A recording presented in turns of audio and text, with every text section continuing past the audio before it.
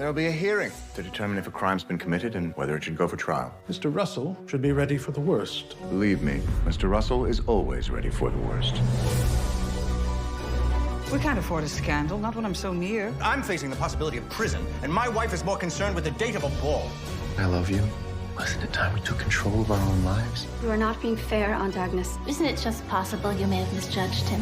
It is just possible an earthquake may destroy New York, but it's not likely. You're to dismiss Turner. Mrs. Van Ryn thinks she's been having an affair. How does she know?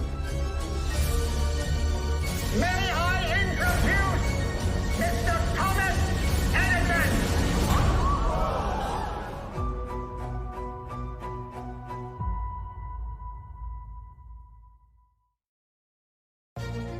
There's always the potential for, are you going to be perceived as a villain, and ultimately, how will that affect the stock price? George, I know, was based a little bit on Jay Gould, and I think Jay Gould was really vilified in the papers at the time because of what happens with the train derailment. There's the threat that George becomes seen that way. They know what caused the crash. Someone in my organization used old and damaged axles on the engine, killing 5 men in the process. Bertha has to go to a train crash, and she completely shifts gears and wears her version of a very conservative, steady, staid dress. Again, it shows her social intelligence. Thank you, Mr. Russell. We're very grateful, Miss Barton. As far as she's concerned, it's a terrible thing. But in Bertha's thinking, what we have to do now is contain the damage. It's very clear that she's mostly concerned with her reputation and not necessarily about the people who were killed. What I love about it is that it complicates Bertha's character in that when it comes to her social ambitions, she's myopic. We must try and control the damage. The company's taken a bit of a dent, but we seem to be climbing back. No, I meant the damage to us, you and me. Can you manage the papers? In a way, it makes her tough. But in another way, she's right. I mean, when something's happened, really, just sitting there and sobbing doesn't help anyone. George sees it for the real threat that it is, that he could potentially be in prison, that they could lose everything, that their company could be held criminally liable for what happened.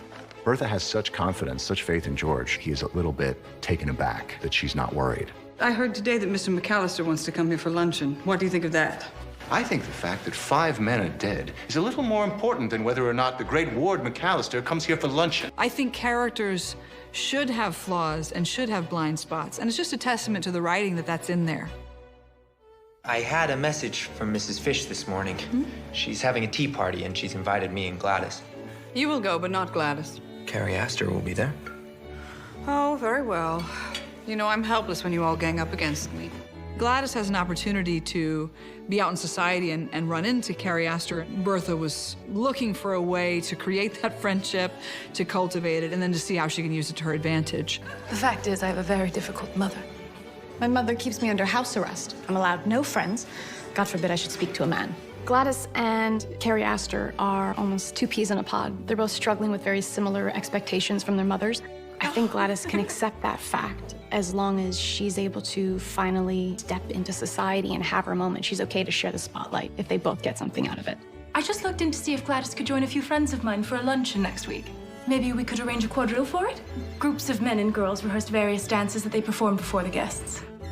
Think what you'd like to dance, Gladys. Perhaps Miss Astor can help. And I think she justifies it because everything she's doing is in service of her daughter. The ends justify the means for her always. As far as Church and Bannister goes, I think he's like Babe Ruth at first. I mean, he's a British butler. He's the gold standard. But then the first time he gets to the house, he starts to throw off on what he sees around. I get on Church's nerves once I start giving him the once-over, finding fault with everything he does. We never lay a fork without a knife or a spoon to partner it. He gets snarky and condescending in an especially British way, and it's like the Revolutionary War all over again. You know, they'll always be in England, and they're always going to be a pain in the ass. But I think Church begins to resent me considerably, particularly when I get bribed by Mrs. Russell with a sum that is gobsmackingly huge. $100. I understand I'm asking a lot. You could rely on me, madam. Don't give it another thought. I can't argue with that choice because she's doing it because Ward McAllister, the guest she's trying to impress, wants things done in the British way. He knows the British way. I don't know the British way. You have outdone yourself. Indeed you have. I have such a animus towards the Russells, and that the Russells would somehow appropriate the family butler. It's utterly appalling. I'm still furious, and I'm delighted when it blows up in his face. Of course, the big question is why Mrs. Van Ryn doesn't fire him on the spot. It would be so hard to replace him, even though she finds the whole thing deplorable. I was a bit appalled when I read the script. Do my eyes deceive me? Aunt Agnes, what a surprise. Mrs. Russell never said you were coming. This dinner party may be one of my favorite scenes, just because Christine Baranski is so hilarious. I mustn't interrupt your party. I should go. I must have misread the clock.